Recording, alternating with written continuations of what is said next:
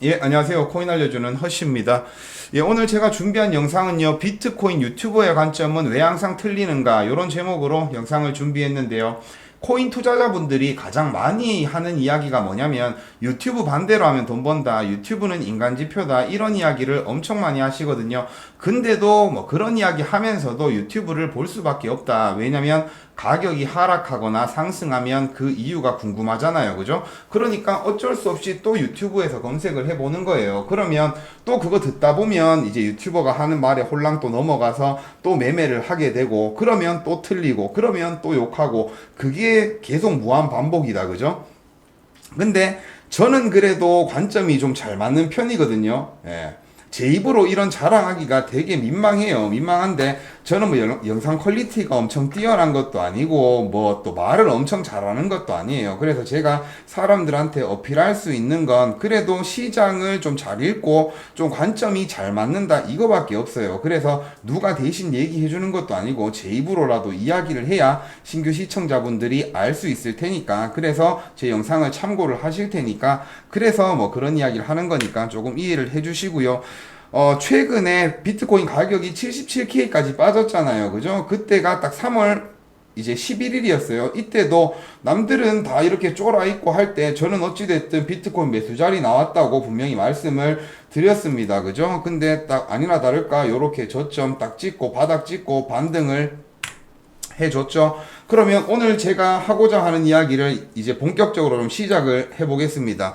자, 비트코인 가격은 예측이 불가능하다라는 얘기를 많이 해요. 왜냐하면 호재가 떴는데도 가격은 하락해버리고, 악재가 떴는데 오히려 가격은 상승해버리고, 이런 경험을 몇 번 하다 보니까 사람들은 비트코인 가격 분석은 의미가 없다라고 이야기를 하거든요. 근데 그 이유가 뭐냐면, 자, 주식 시장에 비해서 코인 시장은요, 파생상품 거래 비중이 엄청나게 높습니다. 그냥 조금 높다, 뭐, 요렇게, 뭐, 조금 많다, 이런 차원이 아니라 그냥 시장 구조 자체가 파생상품 주도형이라고 보시면 돼요. 왜냐면 거래량의 70%, 80%가 선물 시장의 이제 거래량이거든요. 그러니까 주식 시장은 막 이런 파생상품 비중이 1, 20%밖에 안 돼요. 근데 코인 시장은 반대로 현물이 한 2, 30%밖에 안 되고 파생상품의 거래 비중이 70%, 80% 되니까 이 단기적인 가격 변동이 엄청 크다라는 거예요. 그래서 이 가치 평가가 아니라 시장 구조를 해석해야 되거든요. 비트코인을 단기적으로 이렇게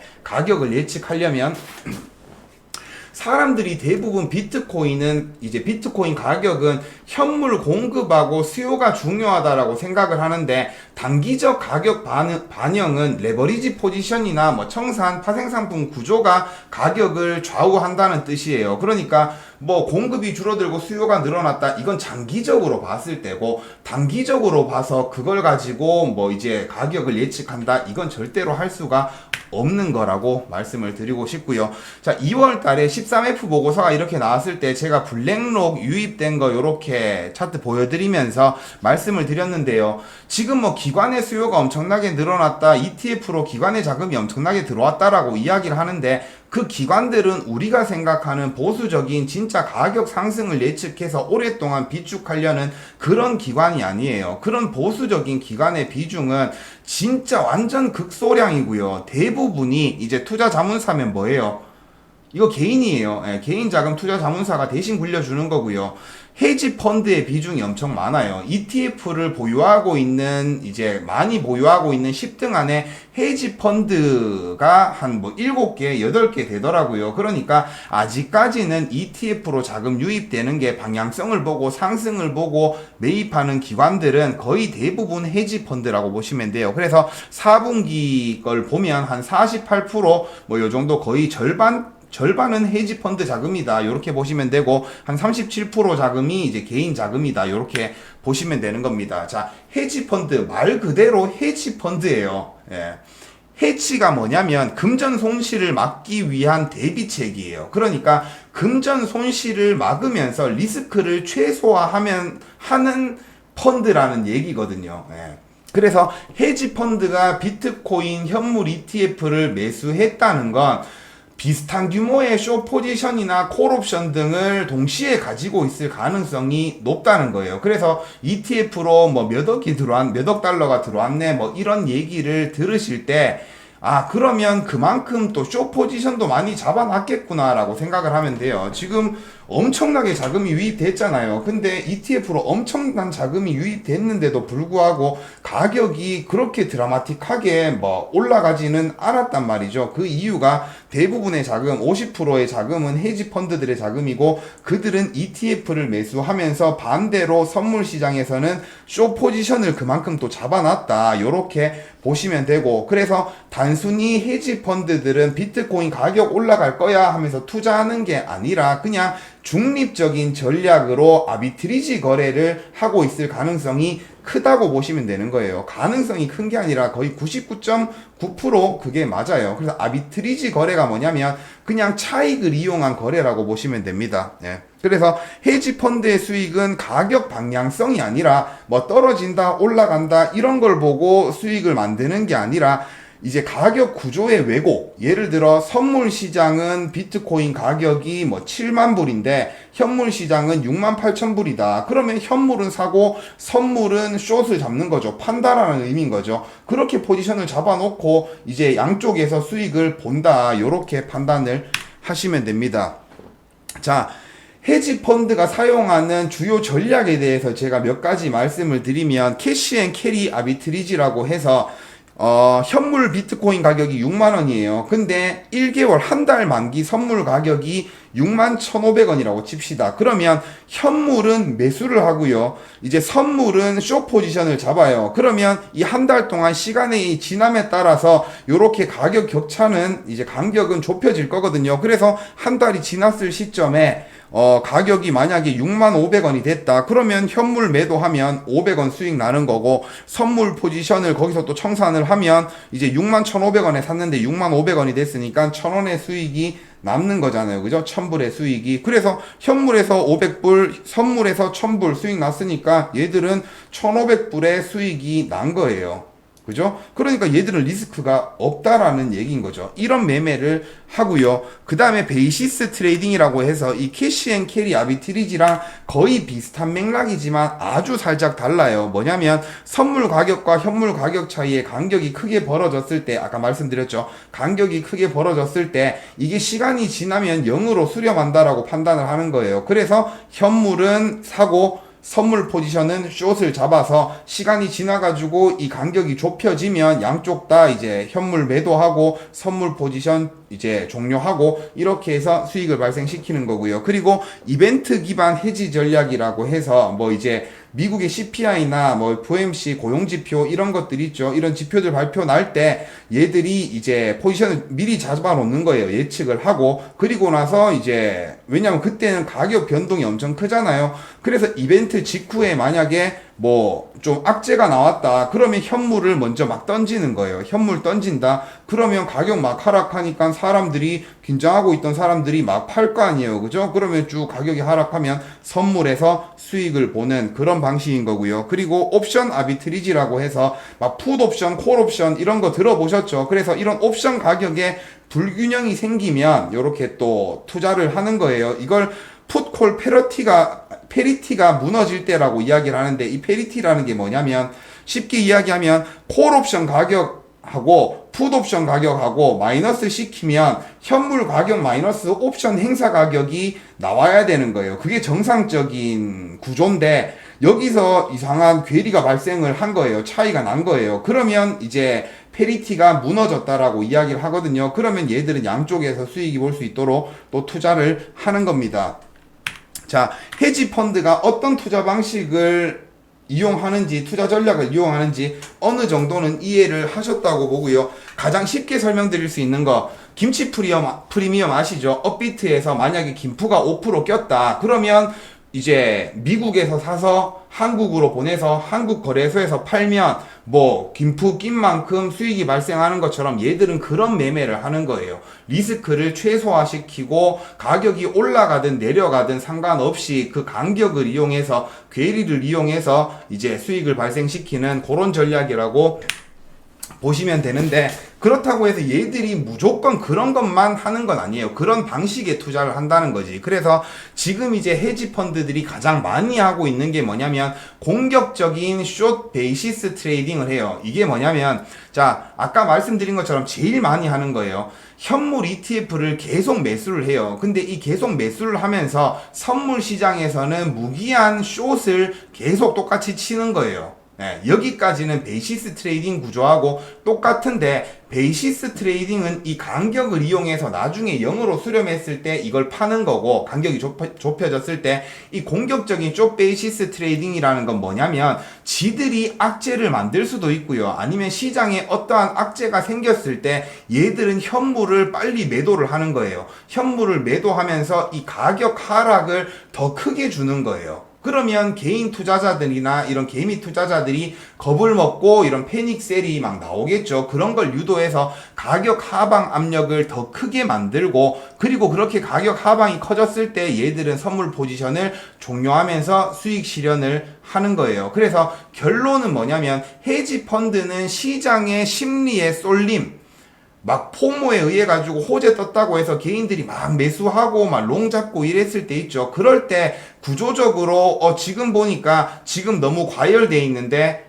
롱 포지션들 고레버리지, 고배율을 이용한 롱 포지션들이 엄청 잡혀 있는데, 이런 것들을 예측을 하면서 얘들은 숏을 잡는다는 거죠, 헤지 펀드들은. 그래서 포지션 밀집 구간을 파악을 하고 펀딩비도 계산하고 오픈 이자도 분석해서 어디쯤에 청산이 몰릴지를 예측하고 시장 참여자의 강제 청산 지점을 딱 파악하는 거예요. 지금 비트코인 가격이 87점 몇 K인데 이거 지금 90K까지 만약에 올려버리면 이만큼의 물량이 포지션이 종료되네, 청산되네, 그러면 한 92K까지 올라가겠는데, 그러면 우리는 롱을 종료하자 하면서 롱을 잡을 수도 있고요. 아니면 여기서 뭐 84K까지 떨구면 롱 포지션들이 엄청 많이 청산되겠네, 그러면 스퀴징 발생하면서 우리는 또 크게 수익 볼 수 있겠네, 이런 걸 예측을 해서. 왜냐면 얘들은 이제 그런 것들도 엄청 잘 파악을 하고 돈도 많잖아요. 그러니까 지들이 딱 목표한 금액까지 숏을 치고 롱을 쳐서 이제 다른 물량들을 다 터트리는 거예요, 의도적으로.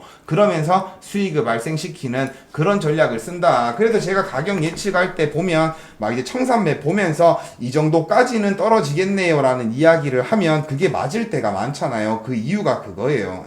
얘들도 분석을 하거든요. 헤지 펀드들도 요 정도 되면 숏 스퀴징 나오겠다, 롱 스퀴징 나오겠다, 그럼 요까지는 한번 터트리자라고 전략을 짜고 들어가는 거기 때문에 이런 것들이 100% 맞진 않지만, 왜냐면 진짜 뭐 지들도 모르니까 뭐 엄청난 기관에서 막 얘들 반대로 노려가지고 얘들이 막 포지션 잡을 때 반대로 막 매수해버리고 매도해버리고 이런 전략을 짜버리면 얘들 같은 경우에는 오히려 지들이 역으로 당할 수도 있거든요. 근데 현재까지는 그런 일은 많이 없고, 지금까지는 헤지 펀드들이 노리는 대로 요렇게 뭐 롱숏 다 터트리면서 지들 수익을 발생시키고 있다, 요렇게 판단을 하시면 될 겁니다. 그래서 최근에 유튜버들이 가격이 좀 상승하고 ETF로 자금이 이렇게 조금씩 유입이 되니까 뭐라고 이야기를 하냐면 개인들의 수요가 다시 들어오기 시작했다, 기관들의 수요가 ETF로 다시 들어오기 시작했다, 이렇게 이야기를 하는데요. 그렇게 접근을 하면 안 된다는 이야기죠. 어떻게 접근을 해야 되냐,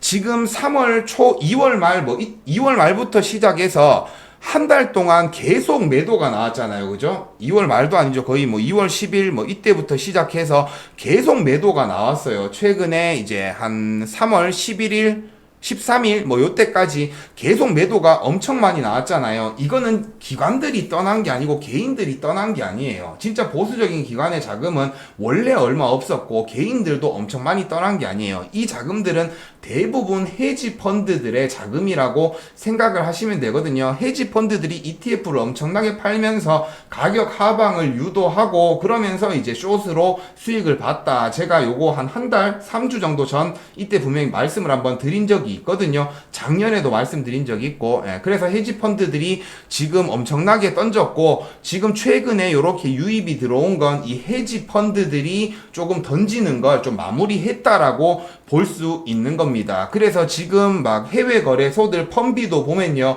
이게 바이낸스고 바이비트고 요게 비트겟 OKX거든요. 그러면 전부 다 지금 마이너스 펌비예요. 이 말은 뭐냐면 롱보다 숏이 더 많다는 얘기예요. 대부분 이런 선물 시장에서 펌비는 보통 0.01 정도 플러스로 나와 있어요. 왜냐면 지금 투자자들 입장에서는 이제 수익, 비트코인이 올라간다고 생각하고 포지션을 잡는 사람들이 많잖아요. 그래서 좀 베이직하게 보면 보통은 0.01% 정도 롱 펌비가 발생을 하는데 지금은 오히려 마이너스 펌비가 발생해 있기 때문에 지금은 이제 롱 포지션보다 숏 포지션이 더 많다. 이렇게 보시면 되거든요. 이런 포지션일 땐, 이런 구조일 땐 헤지 펀드들이 굳이 무리하게 막 숏 베팅을 하고 해서 막 터트리지 않는다는 거죠. 오히려 올라가야 이제 레버리지 청산이 일어나는 경우가 많으니까. 그래서 시장 해석을 어떻게 하냐면 기관들의 수요, 개인들의 수요가 다시 들어오기 시작했네라고 읽으시면 안 되고 헤지 펀드들이 이제 던지는 걸 어느 정도 종료했네. 요렇게 생각을 하시는 게 맞다. 요렇게 정리를 좀 해드리고요. 그래서 전문가 유튜버들이 왜 항상 틀리냐면 전문가들이 알려주는 온체인 데이터는 상황 체크 용도지 매매 신호로 사용하면 안 된다는 얘기예요. 무슨 갈색 고래가 뭐 들어오기 시작했고 뭐가 어떻고 뭐 개인들의 수요가 늘어났고 이런 거 있죠. 그러면 아 지금 사람들이 엄청 많이 샀구나라고 생각만 하시면 되는 거지, 사람들이 엄청 많이 샀으니까 여기서 더 올라갈 거야 라고 생각하고 매수를 하시면 안 된다는 거죠. 왜냐면 이제 헤지 펀드들은 개인들의 수요가 몰리고 롱이 엄청 많이 생기고 막 옵션도 어떻게 보면 프리미엄이 붙고 이래버리면 얘들은 오히려 여기서 숏으로 가는 게 맞겠네라고 생각을 한다는 거예요. 왜냐면 숏 포지션이 유리하니까. 사는 사람만 많았을 때는 숏 포지션이 유리해요. 시장이 과열돼 있으니까. 그래서 롱펌비도 엄청 발생돼 있고 현물보다 선물 가격이 더 높이 돼 있고 막 이러니까 고레버리지 많아지면, 그러니까 그때 돼서 헤지 펀드들은 숏이 유리한 구간이라는 거예요. 무슨 말인지 이해되셨죠? 그리고 유튜브나 뉴스에서 접하는 거시경제를 기반으로 한 매크로 투자 전략은 장기 방향성은 어느 정도 맞을 수가 있지만 단기적으로는 역이용되는 경우가 훨씬 많다는 거예요. 위에서 말씀드린 거랑 똑같은 얘기예요. 헤지 펀드들은 이런 온체인 데이터와 개인들의 매크로 투자 전략을 역이용해서 시장 과열 구간을 찾아가지고 이제 숏으로 수익을 만드는 애들이니까. 자, 결론은 비트코인 시장은 자본력과 전략을 갖춘 헤지 펀드들의 단기 매매 구조에 의해 강하게 영향받기 때문에 개인들이 접근하는 막 온체인 데이터나 거시경제나 뭐 이런 걸 기반으로 막 흐름을 파악한다고 하면 단기적으로는 오히려 역이용 당할 확률이 훨씬 많다. 하지만 그런 것들이 장기적으로는 도움이 될 수 있다. 요렇게 보시면 되고, 개인들이 거시경제를 해석하는 방법은 뭐냐면 CPI나 뭐 금리, 실업률, 유동성을 보고 방향을 해석하는 거예요. 아, 지금 이거 지표들이 좋게 나왔으니까 앞으로도 올라갈 수 있겠네 라고 사람들은 생각을 하지만 헤지 펀드들은 포지션 구조를 우선적으로 해석한다는 거예요. 이런 지표들이 좀 긍정적으로 나와서 어차피 이것들은 한 달짜리인데 지금 보니까 개인들이 엄청 많이 매수했네. 그러면 포지션이 숏이 훨씬 유리하겠네 라고 생각을 하면 이 헤지 펀드들은 숏을 친다는 거죠. CPI가 되게 좋게 나왔어요. 실업률도 좋게 나왔고 막 이런 상황이 발생하면 개인들은 막 롱을 막 칠 거 아니에요. 진짜 막 불나방 같은 사람들 막 50배, 100배 잡아가지고 롱 치고 이럴 거 아니에요. 지표 보고 나서. 지 딴에는 빨랐다고 생각하지만 진짜 3분 만에 포지션 잡았다, 1분 만에 포지션 잡았다라고 생각을 하지만 어찌됐든 헤지 펀드들은 그런 것들을 보면서 지금 고래버리지 청산될 거 엄청 많네, 그럼 숏으로 요만큼만 내려주면 얘들 다 터지네, 그러면서 숏을 친다는 거죠. 무슨 말인지 이해되셨죠? 그리고 진입 타이밍도 개인은 뉴스나 온체인 데이터를 보고 나서 그걸 기반으로 다음날 유튜브 보고 나서 포지션을 진입하지만 헤지 펀드들은 시나리오를 기반으로 예측해서 포지션을 미리 진입을 해놓는다는 거예요. 이 지표가 나오기 전에. 왜냐면 CPI나 이런 것들은요, 뭐 유가나 뭐 이런 거 있죠, 막 주택 가격이나 이런 것들 미리미리 보면서 어느 정도 예상할 수 있거든요. 그러니까 그런 거 예상하면서 얘들은 먼저 포지션을 잡아놓고 그리고 지표가 발표되고 나면 지들 포지션을 정리한다는 거죠. 그래서 헤지 펀드들은 그렇게 정리하고 나서 다시 또 모니터링을 하는 거죠. 롱숏 과열돼 있는지, 펀딩비 얼마인지, 청산 구조, 옵션 델타 분석한 후에 이제 개인들 좀 터트려 볼까 하면서 이제 막 숏 잡고 이런 식으로 개인들을 터트린다는 거죠. 그래서 막 좋은 호재 나왔는데, 그래서 개인들이 막 매수를 했어요. 근데 가격이 별로 안 올라가요. 근데 뭐 하루 지나버리니까 갑자기 뭐 폭락하고 이런 경험들 많이 해보셨잖아요. 그게 이제 헤지 펀드들이 이제 개미들 돈 발라 먹으려고 이렇게 전략적으로 했다. 요렇게 보시면 되고요. 그래서 정리를 좀 해드리자면, 장기적으로는요, 이런 거시경제나 이런 거 보면서 투자해도 돼요. 저도 장기적으로는 엄청나게 좋게 보거든요. 진짜 기관의 수요도 이어질 것 같고, 뭔가 트럼프 관세 뭐 이런 거 있죠. 그리고 지금 현재 시장 상황에서 연준이 양적 긴축을 이제 속도를 조절을 했잖아요. 그죠? 250억에서 50억 달러로 줄였고, 매달 요 만기되는 채권 50억 달러로 줄였고, 그거 엄청 좋은 거거든요. 큰 거예요. 예, 그래서 앞으로 그것도 엄청 호재라고 저는 생각을 하고 있어요. 그래서 최근에 가격이 조금 반등한 것도 그 이유도 있을 겁니다. 그리고 또 어제였나요? 현대차에서 지금 미국에다가 뭐 공장하고 뭐 이런 거 만든다고 또 뭐 엄청나게 투자한다고 뭐 이런 이야기 나오니까, 트럼프가 미국에서 만들면 니들 관세 없어 뭐 이런 이야기도 막 했잖아요. 그러니까 부분적으로 이 트럼프의 관세 정책이 조금 이제는 먹혀 들어가는 것도 있다는 거죠. 당연히 이제 반박하고 막 같이 관세 때리고 이런 국가들도 있지만 효과가 조금씩 나타나는 부분도 있다는 거예요. 그래서 4월 2일 날 이제 상호 관세 부과되고 하면 어느 정도 트럼프의 관세 이슈도 조금 이제 마무리가 될 거고, 근데 아직도 한참 멀었다. 왜냐면 이제 국채 수요를 늘리는 건 어느 정도 뭐 빠른 시간 내에 늘릴 수도 있겠지만, 결과적으로 이제 결국에는 돈을 풀어야 되잖아요. 그죠? 그러면 은행 규제가 완화가 돼야 되는 거예요. 그게 핵심이거든요.